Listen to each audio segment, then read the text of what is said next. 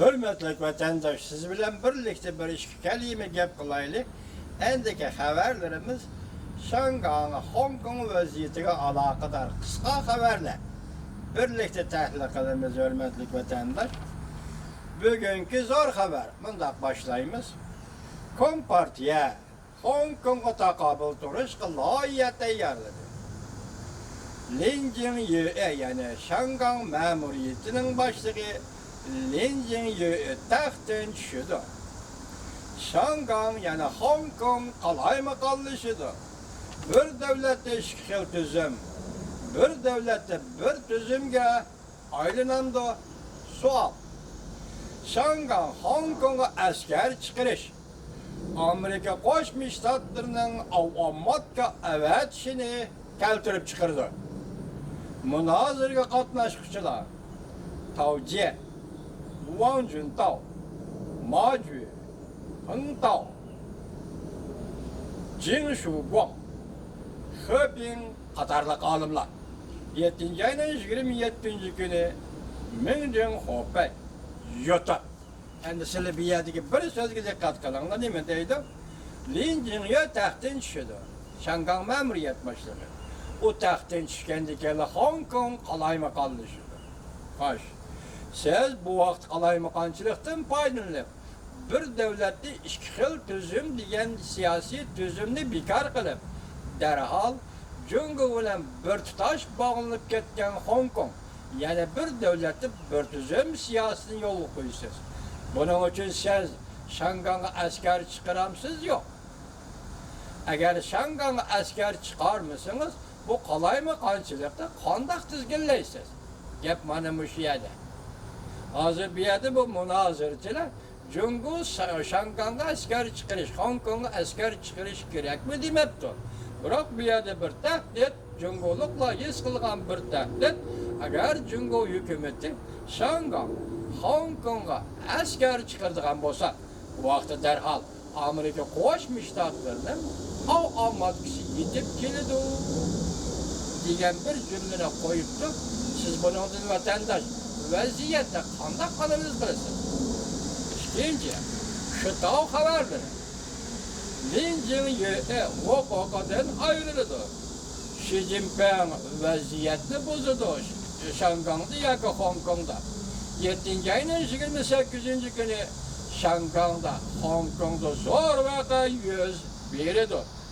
Şangay yani Hong Kong ma'muriyat hukumati ikkinchi qo'l rahbari siyosiy ishlar mahkamasining boshlig'i Zhang Jianzong tuyuqsiz muxbirlarni kutib olish yig'ini o'tkazib, 7 ayning 21 kuni Yuanlangda namoyishchilar hujum qilgan ak kiyimliklerini zo'ravonlar dedi. Yardarlardan mutlaq apo so'raymiz. Soqchi tarafdan qilganlardan sizlardan apo so'raymiz dedi. Ata qonunsiz namoyish qilganlar o'zinglarni qo'ldanglar.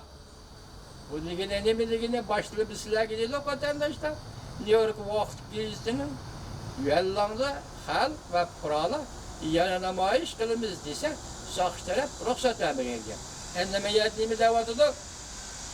Ata qonunsiz namoyish qiladiganlar o'zinglar qo'ldanglar. Bu nima degan gap? Bu bayonot va afu so'rashdan Şangay Hong Kong soqchilari g'azablandi.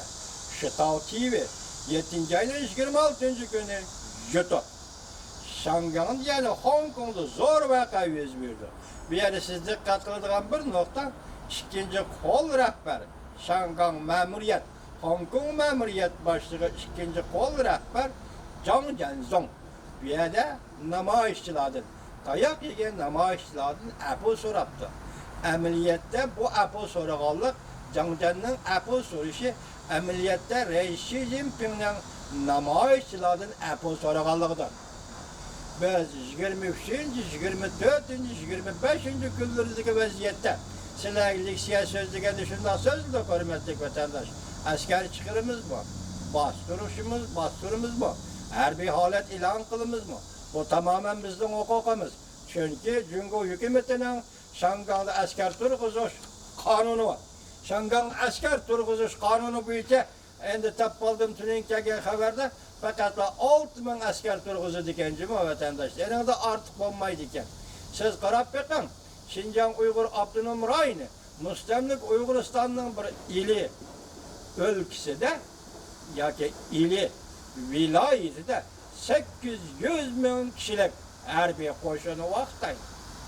Saqchidan boshqa, qurolliq saqchidan boshqa, Bingtuvandan boshqa 800 ming kishilik harbiy qo'shini vaqtlaydi. Ko'rdingizmi? Uyg'ur bu millat qanday zulm ostida yashayapti? Ko'rdingizmi vatandosh? Hozir Şangan ma'muriyat rayoniga senin qo'ygan askarim faqat 6000 kishi. Endi bu yerda gapimiz qaytaydi. Siyosiy ishlar mahkamasining boshlig'i yoki Şangan Hong Kongda ma'muriyati ikkinchi qo'l odam Jangdan degan hozir namoyishchilardan afv so'rdi. Xalqaro besimning nima ekanligini tushundingizmi vatandosh? Biz tunigildek siyamiz dedik. Amerika Qo'shma Shtatlari Davlat Majlisida Jungo Komitetining raisi James McGovern va shunaqa senator o'rtaq rais Marco Rubio Amerika Qo'shma Shtatlari hukumati Prezident Trump hukumatiga xat yozib, Jungoning harbiy popuza Şangan Hong Kongga harbiy popuza ishlatganligini tanqid qilishini talab qilgan edi. Bugün bir kechada buning natijasidan keldi. Şangan ma'muriyat boshlig'i ikkinchi qo'lli rahbari Jangjan hozir namoyishchilardan afv so'radi. Mana shunday bo'ladi deyman degan vatandosh. Şu xabarlari vaziyat yaratquchilar Şangan orqali Xi Jinpingni qistab kelamdi. Vaziyat yaratquchilar Şangan orqali Reis Xi Jinpingni qistab kelamdi. 7 ayning 28 kuni bir kun Şanganning büyük taqdiriga munosabatli bir kunda 15 ming nafar Şangan aviatsiya, Hong Kong aviatsiya xodimlari Şangan, Hong Kong aeroportida yig'ilish o'tkazdi. Linjing Yue taxtin cho'sh.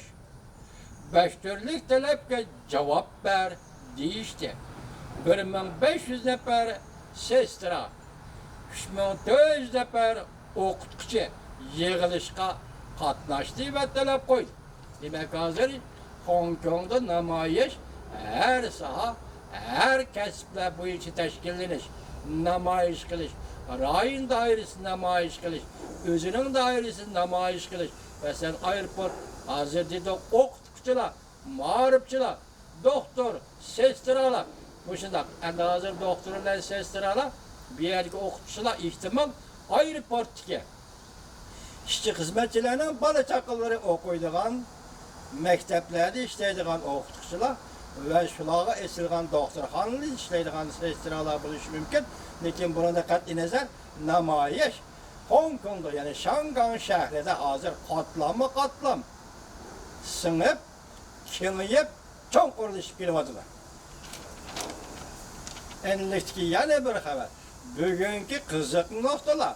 Kompartiyani yo'qotish kerakmi yoki Şangan, Hong Kongni vayron qilish kerakmi? Diqqat, bu mavzuga vatandosh. Kompartiyani yo'qotish kerakmi yoki Şangan, Hong Kongni vayron qilish kerakmi? Reis Xi Jinping qanday tanlaydi? Hong Kongni vayron qilish yoki kompartiyani yo'qotish? Reis Xi Jinping açı yo'lga keldiniz. Qistab kelyapti dedik boshda. Qistab kelyapti, açı yo'lga keldiniz. 7 ayning 24 kuni YouTube Shitao xabarlari 7 ayning 21 kuni yuqori darajalik saqchi ofitser Apple so'rashni rad qildi. Boshda nemizdoq Apple so'radi dedik. Bu avvalgi xabar ekan. Yo'llaga kechikib saqchi avatganligini iqror qilmadi. Yo'llangda 800 nafar doktor, sestralar imzoli xat yozib, kasbiy axloq yo'q dedi. Saqchilarning kasbiy axloqi yo'q dedi. Saqch tarafni aybladi. Nayta qudratli bir kuch Xi Jinpingni qistab Şanganning yoki Hong Kongning qotiliga aylandırmakçı buluvatılar. Şıtav TV 7. ayının 25. günü YouTube. Ma cümleki dikkat vatandaş. Nait kudretlik bir güç. Xi Jinping'ni kıstap, Şangang'dan yani Hong Kong'dan hatılığa aylandırmakçı buluvatıdır. Bu cümleden qarısanız belki bu nait zor derecede güç, kudretli güç, belki zamanın gücü buluşu mümkün. Belki halkara cemiyetten gücü buluşu mümkün. Belki takdirden Allah'ın gücü buluşu mümkün. Demek bir yerde bir kıstap geliş, zamanla kıstap gelişi. Sen şu yolda bana sen, başkası yolda. Sen bana da yolmuş o, moş yolu tallavak. Bunu sen tallaysan, Cungo halkı hem tallaydı. Cungo halkına hayatlık gerek, yaşaş gerek. Bu devlet yani mevcut bulup duruş gerek. Şunu sen tallaydığa vakit yetip geldi. Mesela kompartiyani yokutuş mu, yaka Şangang'da veyran kılış mı? Ama ahırda haberde bir kinayilikte, komediyilik bir cümle var. Buna dikkat kılanlar hürmetlik vatandaşlar. Çin şavunun. Bu New York'ta profesör olim. Biz bu isimli sizlerle tolakatım tanıştı olan. Yani devamlı sözlevatı bu. Xitay obzorçilerinden içindeki malumatlık bir adam, seviyelik bir adam. Ne mi deydiler? Gorbaçov'a fakat siyasi ıslahat elip verişten ibaret bir yol eşip kaldı. Gep karanlığa. Gorbaçov'a fakat siyasi ıslahat elip verişten ibaret bir yol eşip kaldı. Cungo duç gelgen kıltak ve kıyınçılık. 7. ayının 24. günü